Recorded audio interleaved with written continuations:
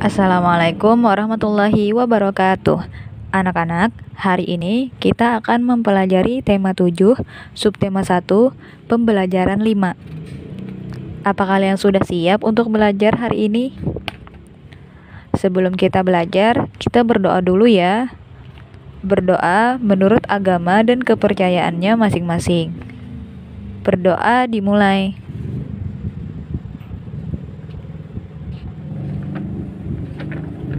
Selesai. Nah, sekarang kita mulai pembelajarannya. Peristiwa Sumpah Pemuda 1928 memberi dampak yang sangat besar terhadap perjuangan pergerakan nasional. Nah, berikut ini ada teks bacaan yang berjudul Dampak Peristiwa Sumpah Pemuda 1928. Kita baca dulu ya. Pada tanggal 28 Oktober 1928, suatu tekad yang sangat penting bagi penguatan konsep wawasan kebangsaan Indonesia telah diikrarkan. Ikrar tersebut merupakan modal yang sangat berharga bagi terbentuknya negara kesatuan. Tekad untuk bersatu dan mengesampingkan alasan-alasan kedaerahan, kesukuan, keturunan, keagamaan, dan golongan. Namun, persatuan itu tetap dalam kerangka saling menghormati dan menghargai perbedaan-perbedaan yang ada. Kesemuanya bersatu padu dan melebur dalam ikrar Sumpah Pemuda.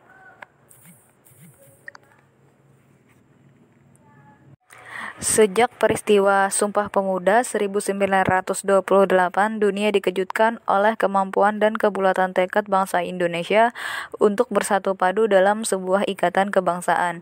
Pengaruhnya pun sangat besar bagi organisasi pergerakan.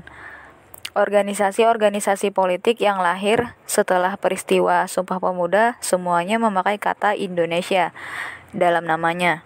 Begitupun dengan organisasi yang masih bersifat kedaerahan, mulai memproses untuk bersatu dalam satu wadah, yaitu Organisasi Indonesia Muda. Adapun tujuannya adalah untuk mempererat tali persatuan segenap pemuda yang berbangsa, berbahasa, dan bertanah air Indonesia. Peristiwa Sumpah Pemuda telah membawa kesadaran dalam diri setiap orang akan pentingnya persatuan dan kesatuan dalam sebuah bangsa. Penyatuan berbagai sifat kedaerahan menjadi sifat nasional terus dilakukan.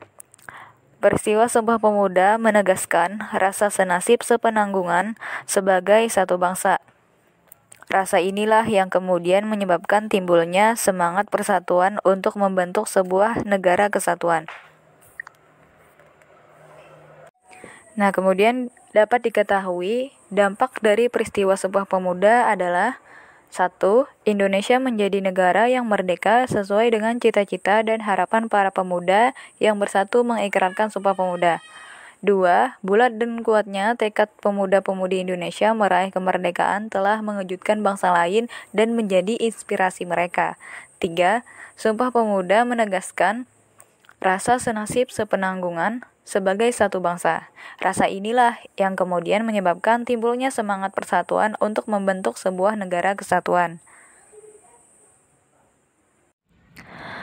Kalian pasti sudah familiar dengan lirik lagu Indonesia Raya stanza 1 yang biasa kita nyanyikan setiap hari Senin. Tahukah kalian, sebenarnya lagu Indonesia Raya ada 3 lirik yang berbeda, yaitu disebut dengan stanza 1, stanza 2, dan stanza 3. Tapi yang sering kita nyanyikan di sekolah adalah yang stanza 1 saja. Yang ini liriknya. Nah, sebenarnya ada lagi lirik yang lain, yaitu stanza 2 dan stanza 3, seperti pada buku halaman 63 ini. Nah, silahkan kalian perhatikan tulisan liriknya.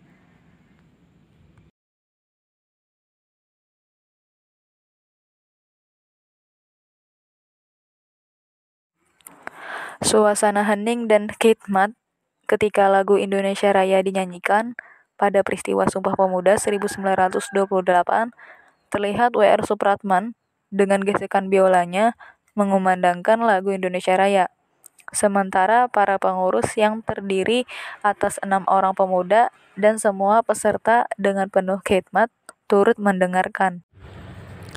Nah, pada bacaan halaman 65 ada teks bacaan ya, berjudul Peristiwa Mengembun dan Menyublim.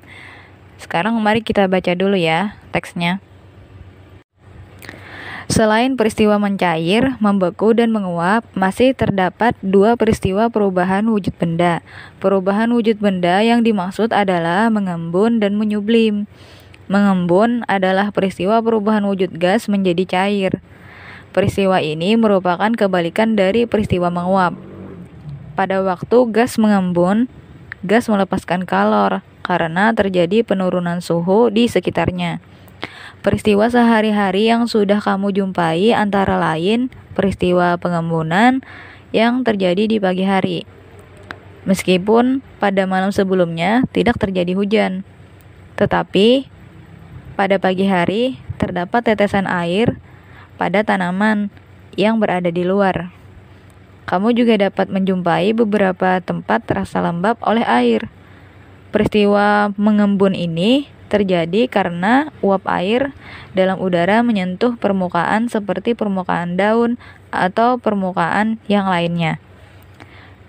Menyublim merupakan peristiwa perubahan wujud zat padat menjadi gas. Mengkristal adalah perubahan wujud gas menjadi padat. Peristiwa lenyapnya kapur barus yang diletakkan di dalam lemari sering dijadikan contoh peristiwa menyublim. Contoh peristiwa ini terjadi pada saat uap iodium yang mengkristal menjadi padatan pada saat didinginkan pada suhu tertentu. Peristiwa perubahan wujud benda padat dapat dijelaskan dengan menggunakan diagram berikut ini. Nah, perhatikanlah diagram tersebut dengan seksama.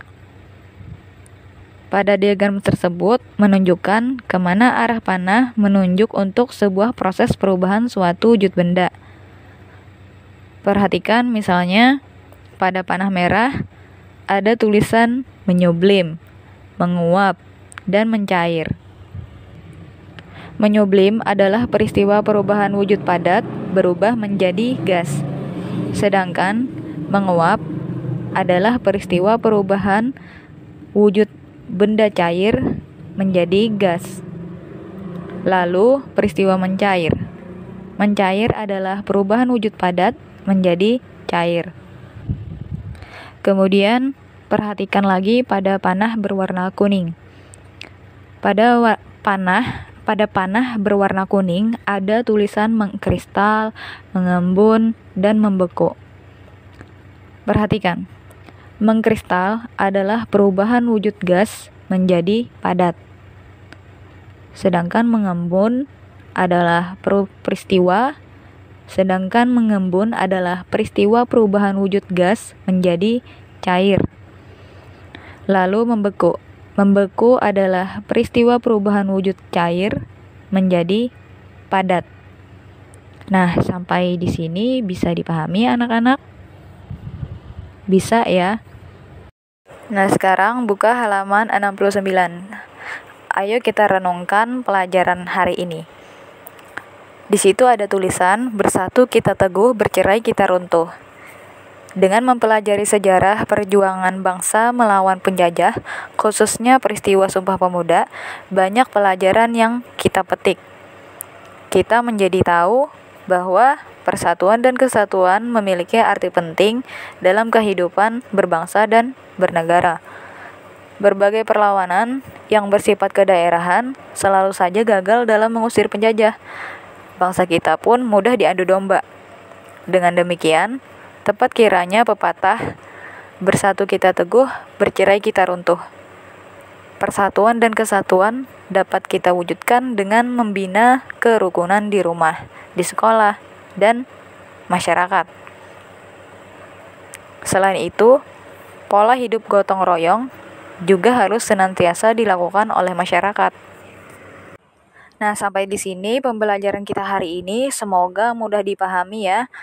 Akhir kata, wassalamualaikum warahmatullahi wabarakatuh.